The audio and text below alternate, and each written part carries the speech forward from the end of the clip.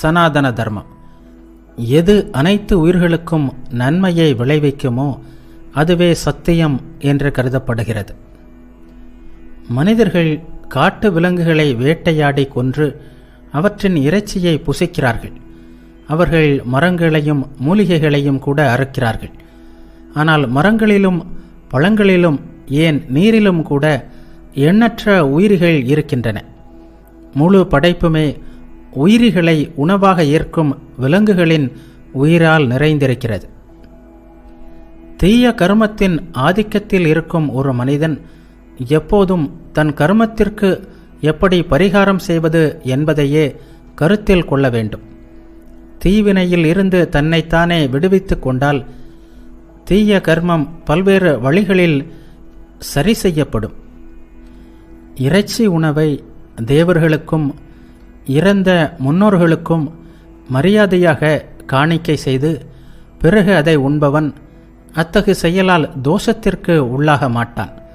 இதுவே விலங்கு இறைச்சி உணவு சம்பந்தமாக முனிவர்களால் விதிக்கப்பட்ட விதியாகும். ஒருவன் தனது சொந்த தொழிலை கைவிடுவது பாவம் என கருதப்படுகிறது.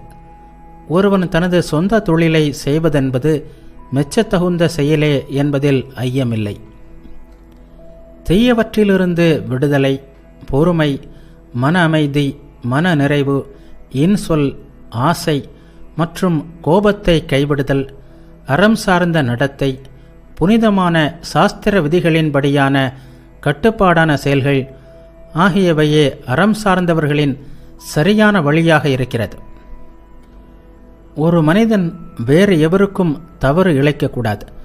அவன் தர்ம காரியங்களில் ஈடுபட வேண்டும். எப்போதும் உண்மையுடன் இருக்க வேண்டும். இந்த மூன்றும் சேர்ந்ததே அறம் சார்ந்தவர்களின் சரியான வழியாக இருக்கிறது.